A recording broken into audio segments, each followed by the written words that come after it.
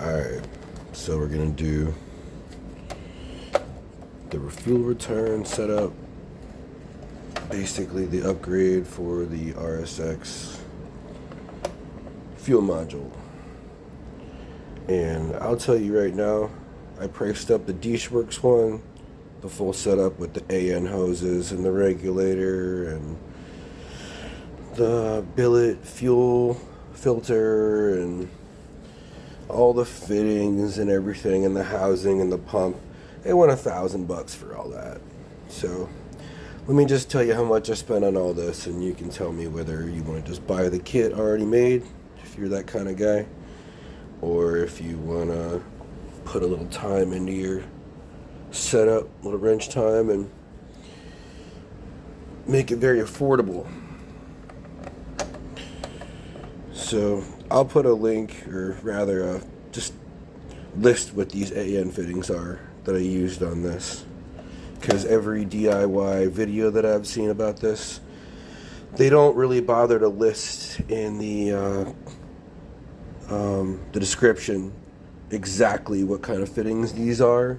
Let me just say before I forget, this is a 6AN bulkhead fitting. Look up that exact thing in eBay.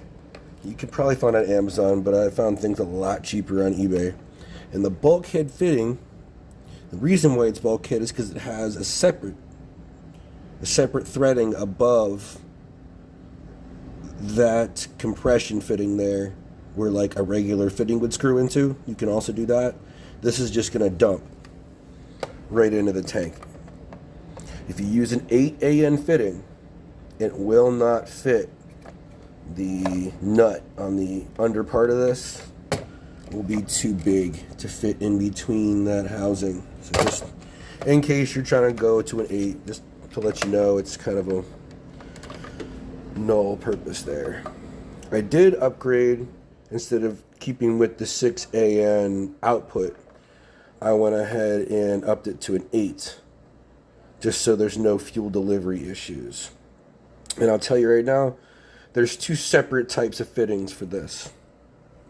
You can type in 6AN or 8AN 2 quick connect fuel fitting.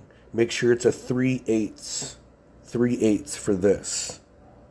The barb on the front of the firewall, if you're reusing that old line for the return, if that's what you're going to do, I'm rerunning all new from the 8AN supply to my 6AN return. I'm just rerunning. I'm not going to use that small 1/4-inch supply line that the dc5 kit tries to have you do to keep it cheaper. It was still cheaper for me to buy 2 hose kits with fittings, 6AN, 8AN off eBay, full kits with all fittings. I'm not going to use them all.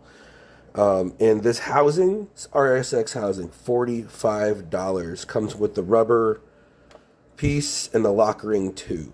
I mean, I don't understand how they even do it for that cheap. And it also had a stock fuel pump in there, which I took out. And I ordered a 340 liters per hour dc5 fuel pump. I've been told it's reasonable for about 300-400 horsepower. Go a little higher if you want, you're trying to achieve more, but this is a daily driver for me, so I'm trying to keep it real. I would go through how to change the pump out, but there's so many videos on how to change that out. If you get the dc5 and you don't go with the AEM, literally the dc5 pump just pops right in there. No issues, no changing anything. They have that really nice, what's it called, the screen that sits flat underneath it and plugs into the bottom, really nice and perfect. Everything goes back perfect with the dc5 pump. If you go with the AEM, from what I've seen, it is different size. It doesn't fit in the housing very well. You gotta kind of just sit it flop in there, and the screen doesn't really seem too great to me the way they do it. So it's just my opinion. It's just my opinion. But the dc5 pump was the most expensive part about this kit, other than the 8AN and 6AN line kits for $60 a piece. Works pumps 340 was $171 on eBay, brand new. So that's all in there. Fit great, everything ran great. You just take a step bit and there's a little notch to the right of your electric plug. And you're gonna just drill very carefully. There'll be a little knot under there. It pops out on these. And you just drill a little bit and then take the fitting, the bulkhead fitting, and try and test it. Just keep doing little cuts with the bit and checking it until you have a really snug fit that you can fit the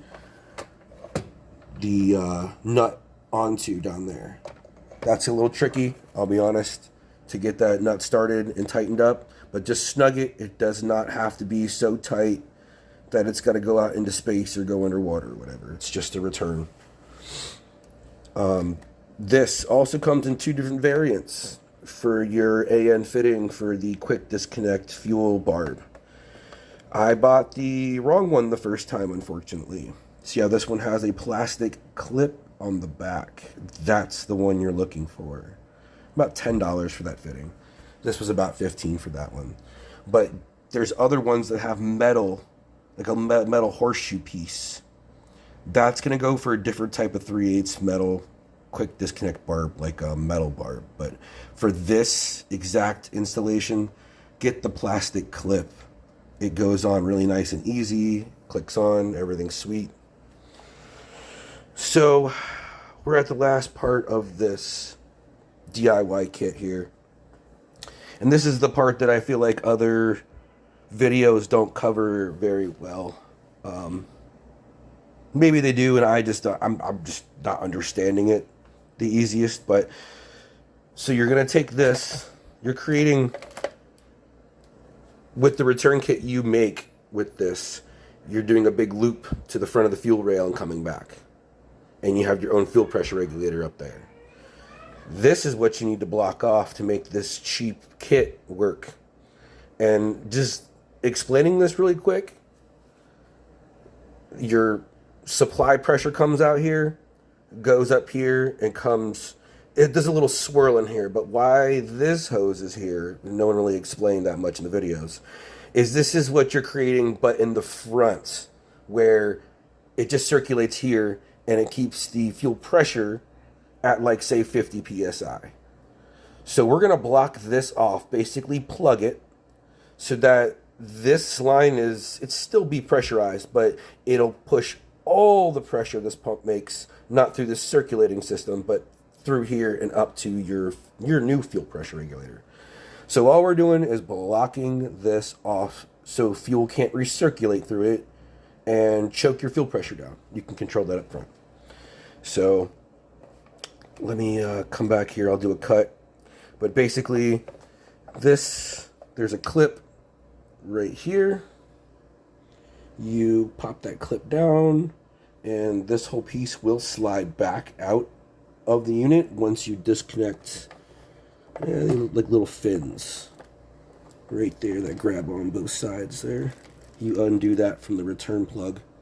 That whole piece slides out, and I'll do a cut real quick once I undo this, but there's a little strap. You undo this U from here and here, and this just pops that way, just that way. So once you undo that, you'll see I'll cut away and come back real quick with this thing disassembled, because I can't do it with one camera angle here, and I'll show you what I'm talking about with plugging that hole.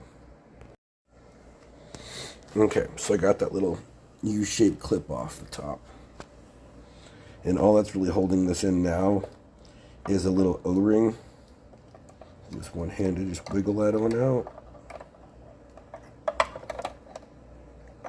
And that's the opening we're trying to block off right there. This is not important right here. We're just blocking off the flow. So, to do that, go to Home Depot or Lowe's, whatever. I'm not partial to either one, but Home Depot. And you get the 1/4 inch by 20 by 1/4 inch in length. These are little threaded plugs that have, let me get an angle here, little Allen key ends, so you can thread it in with a tool. Some other videos I've seen show people using RTV or silicone. I don't see anything wrong with that. I mean, if that's what you got already open and hanging around, you know, at the garage, whatever. I don't know, I'm really OCD, and this is my own car. This isn't our customers. Not that I, like, would take less care of somebody else's stuff, but I'm really particular when it's mine. And I don't really feel comfortable just shoving some RTV silicone down in there where its fuel's going to be in my fuel system. I know that's kind of silly, but I don't want the RTV to break down and then just be all circulating in my tank in chunks. So I have some JB Weld epoxy 2-part that I've had hanging around for a while around the house. Hopefully it's still good. I'll mix up some of that and take an Allen key tool, put this on some goopy stuff, and then thread it into that opening. Simple as that. What you're trying to do is block that orifice. However you got to do that to where it'll stay and put up the fuel. That's really it. Then you put all that back together, stick it back in there, and this whole piece is ready to go drop in the fuel tank. Run your AN lines and your fuel pressure regulator and your fuel rail injectors, and you've been zooming. Hope this helped. I had to cover this a little better because I felt that people had like really long videos to get to this point, and I don't know. I feel like this was like could have been done a little quicker, maybe. Like I said, I'm not trying to knock anybody. I just feel like this was a little bit more to the point, and just a little more informational, possibly. And I didn't just flash this. I kind of like went and showed you exactly what you're looking for. Like other videos, people are just like, "Yeah, you need this and see that." Okay, cool. All right, so I hope it helps. I got some other videos on port and polish and RBC intakes that are cheap for $100, so check that out if you want to. Appreciate it. All right, this is before I depart here on this video here, totally. I ended up getting some marine grade epoxy. That JB Weld I had was too nasty, sitting around too long. So this is it right here. It's a finished product. It's all you're trying to do. It's the most complicated thing about this fuel pump, other than the setup, other than, I guess you want to say, penetrating the housing at the top. And if you get the right bulkhead fitting, people say to use a washer. That has a pretty pronounced step on it. It built as a washer for me. And if you make this hole tight enough that this gives you a lot of resistance to put the fitting in, but it doesn't just slide right in, you kind of got to work it in a little bit, then there should be no issue with adding a washer on top. It's up to you. I didn't find it necessary, but this is a little marine grade epoxy, and that 1/4 inch, like I told you, this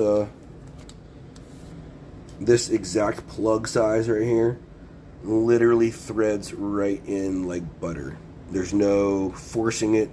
It tightens down like it should. Almost feels like it's threaded, but it's not, like in the receiving end. So just got to put that back together on this. Put the clip back on that guy. And just as a heads up, as far as that Works kit and all that, this is a 30 micron. You can get a 100 micron high flow. This is, I wanted something that kind of filtered something. Fuel filter, billet. It was like $10, $15. And really solid billet with a gauge and several AN fittings to choose from. Regulator for like $28. This is the fitting that I was telling you about that I went with first. As you can tell, it's got a little billet collar instead of that plastic one right there. This billet collar right here, a little U-shaped piece, even though it says 3/8, it does not fit on that 3/8 barb. I tried and tried and tried before. I was like, this is gonna snap this barb. So I had to abandon that and go with the plastic clip deal. That's the best way to go. So like I said, I hope this helped.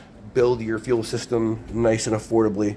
I have a hard time watching people throw their hard-earned money away on stuff like $1,000 fuel kits when they can build this whole thing for like $300-400. I still got to get the dc5 1000cc fuel injectors. Those are $400. There ain't no way around that. And you can pick up an all aluminum billet, no name fuel rail on eBay too, with all the AN fittings and all that fun stuff for like $25-30. So it just depends on what your horsepower requirements are, you know. If you're going above 400 horsepower, then you need to probably start investing in like $300 each parts and stuff. But if you're just doing a fun daily driver like I'm doing, that just needs to be a little quick, 400 horsepower and under, then what I'm doing is fine. It'll deliver what I need, and it is not going to break my bank. See you.